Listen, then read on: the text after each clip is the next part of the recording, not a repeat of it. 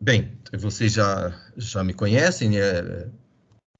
Já sabem o meu nome, Ademir, eu sou professor aqui da universidade. Eu tenho já dado aulas, né, nessa disciplina e no PPG-MNE já há bastante tempo. Eu vou começar fazendo, digamos, uma breve apresentação minha, né? Um CV em 1 minuto, só para vocês me conhecerem um pouquinho, né? Onde eu estudei, por exemplo. Depois a gente vai falar um pouquinho de forma mais geral de matemática e alguns problemas que podem aparecer, né, na nossa vida ou na vida, enfim, alguns problemas reais que podem aparecer e a relação com matemática. E depois a gente entra especificamente nos temas de álgebra linear da aula de hoje, que são os sistemas de equações lineares, as matrizes e os determinantes. Então, são esses os tópicos de álgebra linear da aula de hoje: sistemas, matrizes e determinantes. Tá? Então, isso é o conteúdo que eu acho que é o conteúdo básico, é a ferramenta básica. Ninguém vai conseguir estudar, ninguém vai conseguir avançar, seja na área mais, seja no foco mais teórico, seja no foco mais aplicado, mais computacional, sem ter uma boa base de álgebra linear. E essa base depende desses conceitos aqui fundamentais, que são aí as matrizes, os sistemas e os determinantes, tá? Bem, eu estou já há um certo tempo na universidade. Eu comecei aqui em 92 como professor. Na verdade, em 86 eu já entrei na universidade como aluno, né? Fiz o curso de graduação em matemática. Em 86 eu entrei, e daí em 92 eu entrei como professor. Daí eu saí, depois, na verdade eu já estava fazendo, né, o mestrado, terminei o mestrado no IMPA em 93 e fiz o doutorado aí no PPG-MNE, né? O meu doutorado foi nesse programa aí onde vocês estão, e tenho bastante orgulho de ter estudado aí e hoje ser professor, em 2005 que eu me doutorei. Depois eu passei um período de 6 meses na Escócia, estudando lá com um pesquisador extremamente cheio de energia, extremamente produtivo e tal, que foi o Peter. Passei um período lá de 6 meses, enfim. Então essa é, digamos, a minha trajetória aí acadêmica.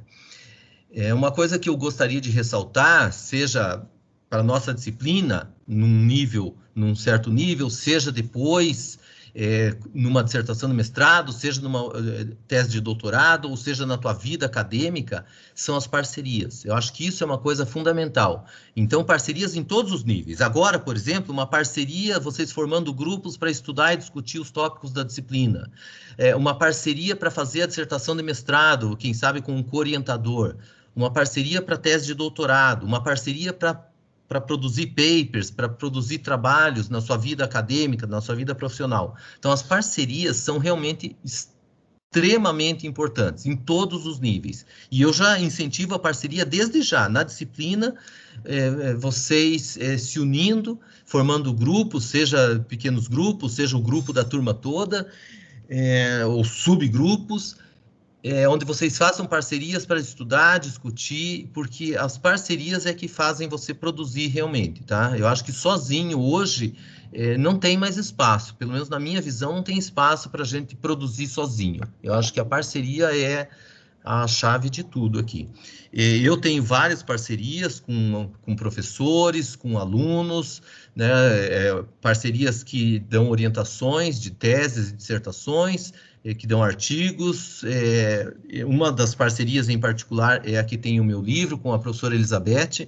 Eu tenho um livro de otimização contínua, né, que é basicamente o curso de programação não linear que vocês têm aí. Então, é um livro que a gente usa para essa disciplina de programação não linear, ou também chamada otimização 1, que é a otimização contínua. Então, essa foi uma parceria muito importante na minha vida, justamente porque é a minha área de pesquisa, é a minha área de trabalho já há muitos anos, desde 2001, 2002, quando eu comecei o doutorado, né, e até hoje. E até agora eu tenho aí alguns alunos orientados, 7 de doutorado, 8 de mestrado, então isso aí é mais ou menos só para vocês terem uma noção, né, da minha trajetória até aqui. Tá? Então agora vamos falar um pouquinho de matemática propriamente dita, né? A matemática, ela, acho que não precisa nem falar para vocês que estão aí nesse programa, no PPG-MNE, que é uma ferramenta, uma disciplina, enfim, que aparece em quase tudo, ou em praticamente tudo na nossa vida hoje, né? Então, aqui eu listei algumas áreas, algumas situações, alguns problemas onde a matemática aparece, né? Tem vários aqui. Depois eu coloco especificamente uma discussão sobre alguns deles, uma discussão um pouquinho mais detalhada sobre alguns deles, mas tem uma porção de problemas reais onde a matemática aparece, né?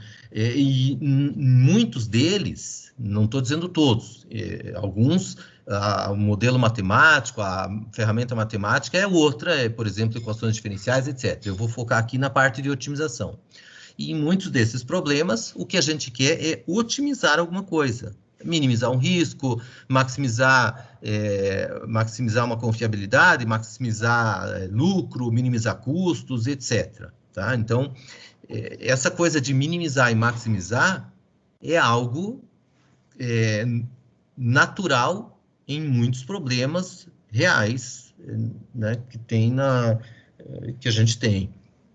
Então, otimização é algo básico em muitos problemas.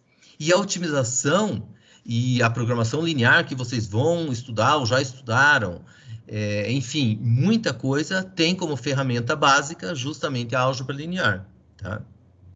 Eu vou comentar aqui de 2 probleminhas específicos dessa lista aqui, deixa eu ver se está na lista aqui. Aprendizagem de máquina ali, a penúltima bolinha, né? Aprendizagem de máquina.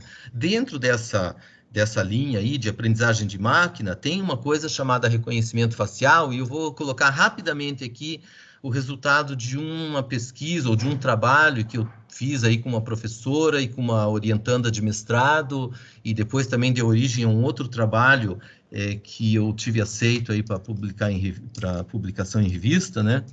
Que é a parte de reconhecimento, de aprendizagem de máquina, reconhecimento facial, enfim. Então, por exemplo, essa situação, a gente tem o seguinte problema, de ensinar o computador a reconhecer se uma determinada pessoa é ou não a Camila Pitanga. Né? Então, digamos que na portaria lá dos prédios da Rede Globo tem uma câmera, essa câmera fotografa as pessoas e sem que tenha uma pessoa lá para dizer é ou não é a fulana, não, a câmera vai fotografar, mandar essa imagem para o computador vai fazer um processo ali, pôr num algoritmo, fazer um processo e dizer é ou não é. Ah, digamos que a pessoa esteja barrada, então automaticamente já tem alguma coisa, alguma providência que não dependa de um ser humano, que não dependa de alguém estar olhando para daí apertar um botão e tomar uma providência. Então, esse que é o contexto, né? Bem, então, uma das ferramentas matemáticas usadas aí é justamente a otimização, tá? E como que vai aparecer um problema de otimização a partir dessa questão aqui? Bem, basicamente, a gente precisa treinar um modelo, né? Mostrando para ele um monte de imagens, né, apresentando um conjunto de dados. Então, aqui a gente tem um conjunto de dados, e esse conjunto de dados são imagens de pessoas, no caso aqui de mulheres, algumas são e algumas não são. E isso vai ensinar, vai treinar o modelo. Com esse modelo treinado, e para treinar esse modelo, basicamente, o que a gente vai fazer? Vai transformar cada imagem dessa numa matriz ou num vetor do RN, sei lá, 600 por 600, uma matriz 600 por 400, ou 400 por 600, isso vai dar um vetorzão do RN, o N aqui vai ser muito grande, a dimensão do espaço onde você vai trabalhar. E, a partir daí, você vai criar um modelo que vai separar e vai saber distinguir quem é e quem não é. Um desses modelos, não é o único, mas um deles é o SVM, Support Vector Machine. Então, isso é um problema real Obviamente que aqui eu estou colocando de uma forma super rápida e só a ideia superficial. Não é o propósito aqui discutir, abrir discussão para isso aqui. Isso aqui, quem quiser estudar, depois vai estudar, vai ver tudo que está por trás disso, tanto na parte do contexto em si, quanto na parte matemática. A ideia aqui é só uma motivação mesmo. E aquilo que a gente aqui está vendo de uma forma...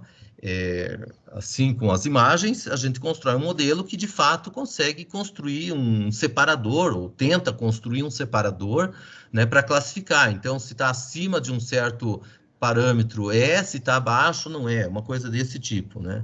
E o que está por trás disso, o que modela a matemática, isso é um problema de otimização, tá? Então, um problema de minimizar uma função sujeito a certas restrições.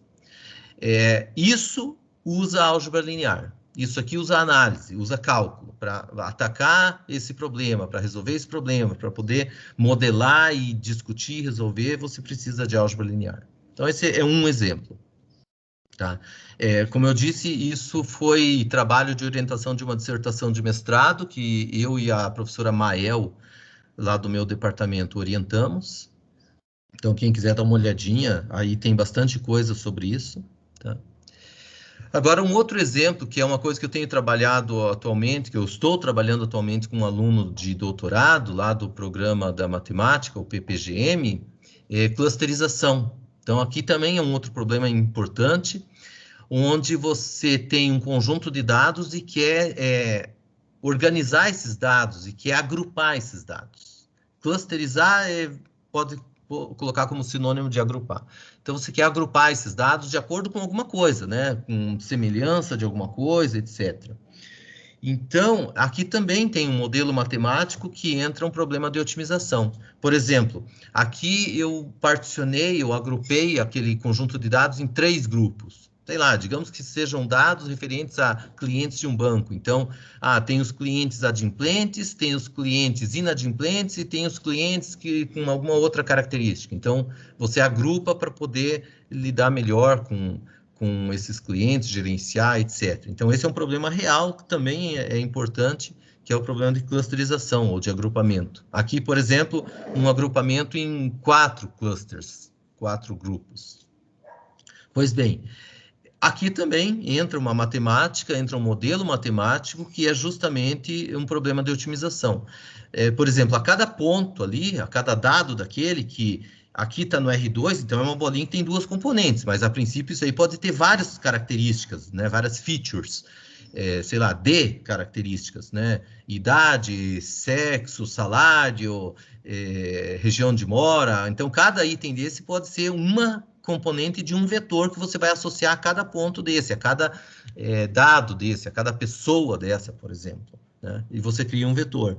E esse agrupamento, né? Então, você associa a cada ponto um vetor, e esse agrupamento, que é particionar o conjunto de dados numa quantidade G aqui, de grupos, de clusters, segue um modelo matemático. Tá?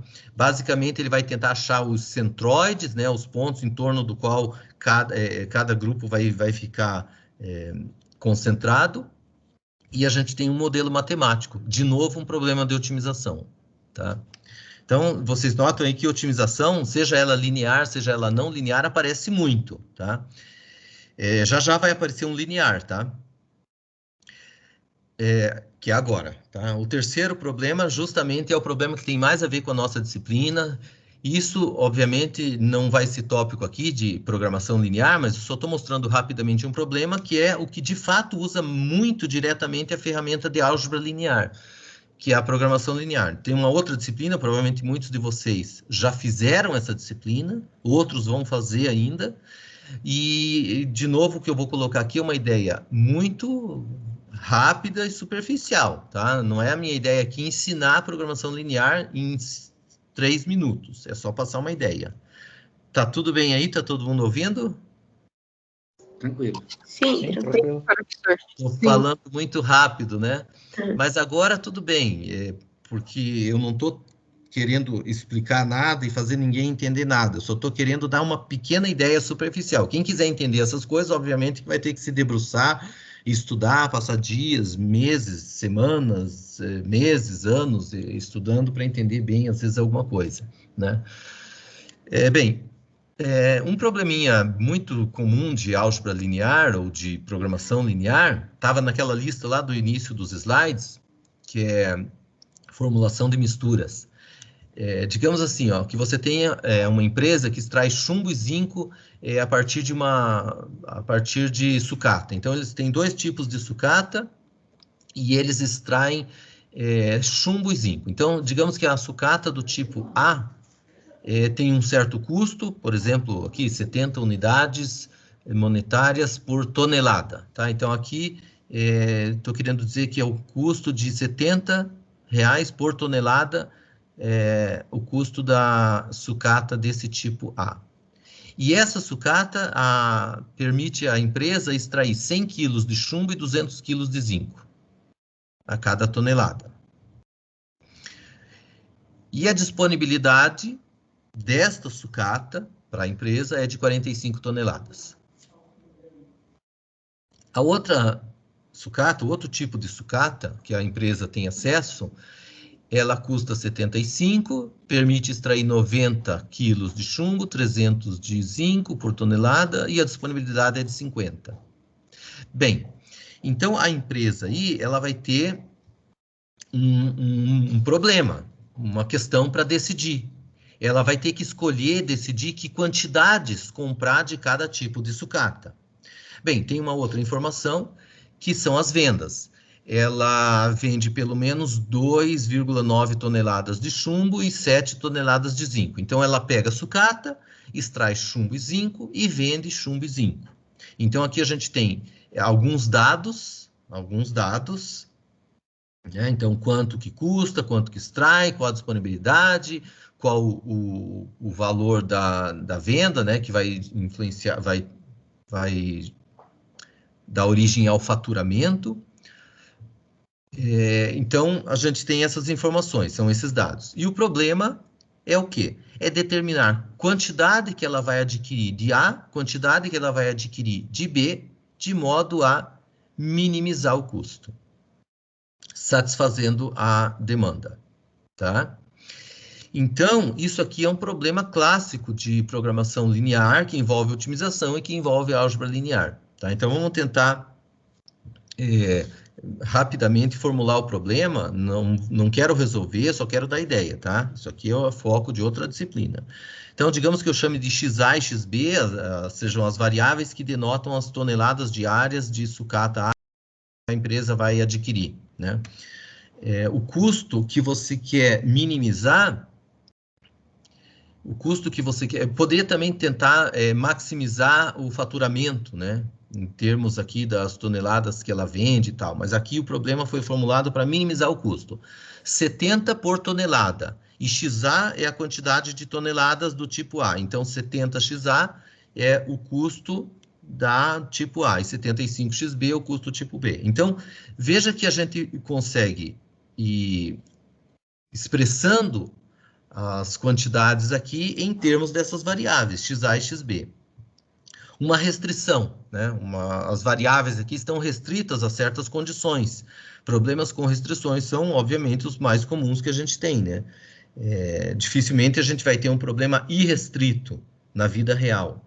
Apesar que isso não tira a importância deles. Os problemas irrestritos também são importantes porque eles servem de base para estudar algoritmos e para resolver problemas com restrições. Tá? Mas, enfim, voltando aqui. 100XA mais 90XB maior ou igual a 2.900. Por quê? Aqui foi transformado em quilos, né? Então, 100 quilos de chumbo, né? Vezes a quantidade de toneladas. Então, veja que 100 quilos por tonelada vezes a quantidade de toneladas, então isso aqui dá a demanda de chumbo. E 90 quilos de chumbo do tipo B, vezes a quantidade de toneladas do tipo B, vai dar a demanda para o tipo B, e que é maior ou igual a 2.900. Tá? Então, aqui, essas vendas diárias, ao invés de usar isso para formular uma função objetivo lucro a maximizar, essas vendas diárias, esses dados, estão sendo usados para maximizar, para dar origem a uma restrição de demanda. uma restrição de demanda. Então, eles precisam pelo menos 2,9 toneladas. Então, a quantidade de toneladas vai ser isso aqui, maior ou igual a 2. Analogamente para o zinco, tá? Uma outra restrição natural nesse contexto aqui é a positividade, a limitação pela disponibilidade aqui 45 e 50 também, uma restrição natural. Nem todos os problemas têm variáveis restritas a valores positivos, tem problemas que as variáveis podem assumir valores negativos, né? Não sendo quantidades, elas podem assumir valores negativos, isso é algo comum, tá? Enfim, e aí a gente tem um problema de otimização linear, tá? E aqui, nesse caso, nesse problema específico, aqui a gente tem a solução com um certo custo, etc. Tá? Então, esse é um probleminha que é um problema típico que usa álgebra linear. E isso vocês vão estudar bastante numa disciplina, ou já estudaram, né? Numa disciplina de programação linear. Bem, agora acho que a gente entra mesmo na disciplina, tá? O fato que eu já comentei antes, né, que o que quer que você vai estudar aqui na parte de ciências exatas, seja você indo para a área mais teórica, seja indo para a área mais aplicada, você não vai conseguir desempenhar bem a tua atividade se você não tiver uma excelente base de álgebra linear, cálculo no RN e análise no RN, tá? A parte que eu vou focar aqui é a parte de álgebra linear. Então, agora vamos entrar especificamente em álgebra linear e entrar especificamente, por exemplo, em sistemas de equações lineares. E só para dar uma motivada aqui num sisteminha de equações lineares que vai aparecer como primeiro exemplo, imagine que você tem aqui um cruzamento, um pedaço aqui, uma região aqui onde tem 4 cruzamentos, né, de vias urbanas, etc., e você queira modelar o fluxo de veículos nesses cruzamentos. Tá? Então, imagine que você tem alguma informação que a média do número de veículos por hora num certo horário é dada por esses valores aí. Então, por exemplo, nesse cruzamento da esquerda de cima, entram 380, por cima entram x1 pela direita, sai 430, sai x2. Então, nesse primeiro cruzamento aqui, tem uma quantidade de veículos que entram, uma quantidade que sai, mas tem uma quantidade aqui que está indeterminada, que é uma incógnita, que eu vou querer determinar, né? E justamente esse é o problema, determinar essas quantidades que entram e que saem em cada cruzamento, né? De modo a ter um equilíbrio entre entrada e saída, ou seja, que você não tenha mais entrada que saída e que você não tenha mais saída que entrada. Obviamente que mais saída que entrada até poderia ter, né? Porque isso não atrapalha a fluidez. Mas aqui só para dar um probleminha, para dar um modelinho num sistema de equações lineares, eu vou supor o equilíbrio, tanto de entrada quanto de saída. Se você só põe de entrada a limitação, aí você vai ter desigualdades, tá? Mas como eu quero um sistema de equações, ou seja, de igualdades, eu coloquei essa hipótese aqui, para dar um modelinho bem simplificado. Então, por exemplo, aqui, ó, entram 380, entram x1, sai 430 e sai x2. E se eu quero equilíbrio, bem, o que entra, 380 mais x1, e o que sai, 430 mais x2, eu quero que seja igual. Nesse outro cruzamento, sai x4, sai x1, entra 450, entra 420, e assim por diante, tá? Então, veja que, de forma muito simples, a gente tem um modelinho matemático, e isso é um sistema de equações lineares. Bem, obviamente que se eu pedir para vocês resolverem esse sistema aqui, vocês vão resolver praticamente de cabeça, né? Porque vocês vão olhar a terceira equação, e da terceira equação você já tem o valor de x3. Jogando na quarta equação, você já tira o valor de x2. Jogando na primeira, você já tira o valor de x1, e jogando na segunda, você tira o valor de x4. Então, esse sistema, realmente, ele praticamente não tem graça, né? Obviamente que ele está muito simplificado, um problema de gerenciamento de trânsito, certamente que você vai ter um modelo muito mais elaborado e complexo do que esse. Mas começa por aí, né? Daí você vai incluindo as restrições, você vai incluindo coisas, você vai permitindo coisas, que não precisa ter igual, ou que você, enfim, você pode colocar tantas restrições quantas você quiser. Só que o custo disso vai ser um sistema, um modelo matemático mais elaborado. Aqui a ideia não era essa, a ideia aqui era só construir um sisteminha bem simplesinho, mas é um sistema de equações lineares. Nesse caso, a solução dele é trivial, né? Você resolve de cabeça, praticamente, sem precisar de nenhuma técnica, de nenhuma ferramenta, de nenhum procedimento, tá? O que a gente vai ver agora é justamente quando você não consegue resolver desse jeito aqui, de cabeça, ou isolando diretamente cada variável aqui, né? Pessoal, por favor, hein, se manifestem aí, podem interromper a qualquer momento, tá bom? Eu sei que esse começo é bem básico, mas mesmo assim, podem dar um oi aí. Tá tudo certo por enquanto? Tudo certo. Estamos vivos. Beleza. Tranquilo.